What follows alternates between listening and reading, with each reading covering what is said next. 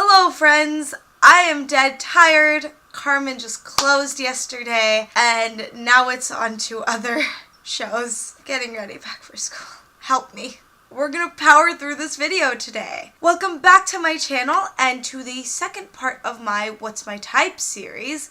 This is a 6-part mini-series focusing on 6 character archetypes: the ingenue, the leading lady, the broad, the leading man, the funny man or funny woman, and the villain. Today I will be focusing on the leading man, and I will also post a link to the first part of my series down in the description box below. Without further ado, let's begin. The leading man archetype is so vast and so murky that unlike the ingenue, it has no singular definition. I looked everywhere and I could not find a singular definition. However, after quite a bit of research, I was able to kind of come up with my own definition of the leading man, so hopefully this makes sense. The leading man is often the lead of a show and is often handsome and tends to be quite masculine. Simply put, he is a man's man. Famous actors who basically created the leading man trope include Clark Gable. Think along the lines of the roles that Clark Gable played, and those are leading man roles. However, the leading man is not actually always the hero of the show. Many times he can also be quite villainous. So today we will discuss several characters in musicals, operas, and plays that are considered leading men, and then discuss how to find out if you're a leading man. Let's start. Musicals. The leading man is a common character archetype in classical musical theater. While there are definitely still leading men in contemporary musical theater, they don't quite fit the mold of the archetypal leading man, which I think is really cool that we're going outside of these archetypes and creating new different characters that don't fit into any one archetype. Common characteristics of the leading man in musicals include being a baritone, handsome, heroic, and he's often the romantic male lead. So my first example is a leading man, but he is certainly not heroic, and whether he is a romantic lead is definitely debatable. That is Macheath from Threepenny Opera. For the purpose of this video, I am placing Threepenny Opera in the musical category, though I know it is considered an opera. Macheath is a baritone, and the entire show revolves around him. Despite being a horrible human being, he is charming, suave, and has an entire scene where 2 women actually fight over him. He's a great example of a leading man who is most certainly atypical and morally bankrupt. And seeing that Threepenny Opera was written as a satirical opera, to put it nicely, some might even consider Macheath to be a satirical leading man, much like a satirical ingenue.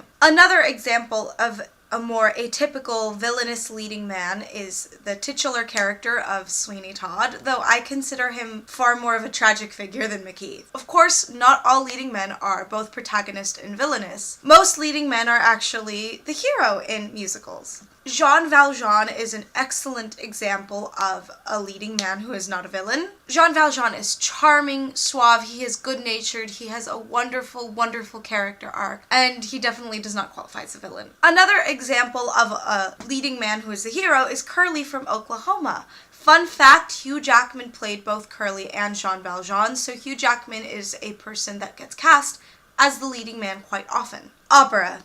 The operatic leading man can be any voice type. Depending on what composer it is, they usually tend to write their leading men as one vocal type. There are definitely a lot more villainous leading men in operas as opposed to musicals, so I'm going to categorize the leading man in opera into 2 groups: the heroic leading man and the villainous leading man. Heroic leading men exist in both comedic and tragic operas. Figaro from The Barber of Seville is an excellent example of a comedic leading man. He's charming, he's funny, and he's an extremely enthusiastic barber who is also the hero of the story. The tragic hero includes Mario from Tosca and Otello from Otello. They definitely possess characteristics of a hero, but they're doomed from the start. The villainous leading man in opera often gets his comeuppance at the end of the show, but not before screwing everything up. The example that just pops into my mind when I think of a villainous leading man is Don Giovanni from Don Giovanni. Suave, smooth, seductive, but also a horrible human being. Plays. As with ingenues in plays, leading men in plays are often harder to pinpoint as opposed to in opera and musicals,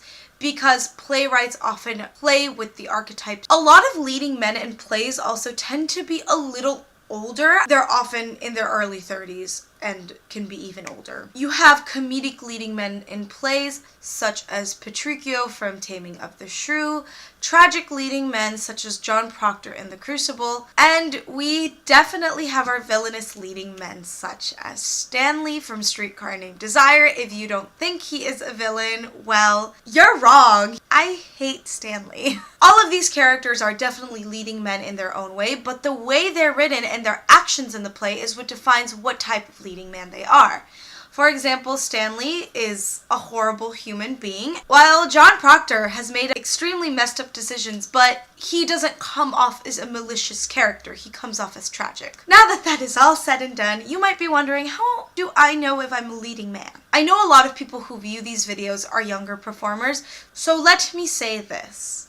Most people grow into the leading man archetype. A lot of directors often cast leading men a little older than younger just because a lot of leading men are written to be a little older than a little younger. There's no reason to feel bad if you're getting cast as a sidekick right now. That doesn't mean you can't grow into the leading man. Now, if you do lean more towards the leading man roles, ask yourself, what kind of personality do you bring into the room?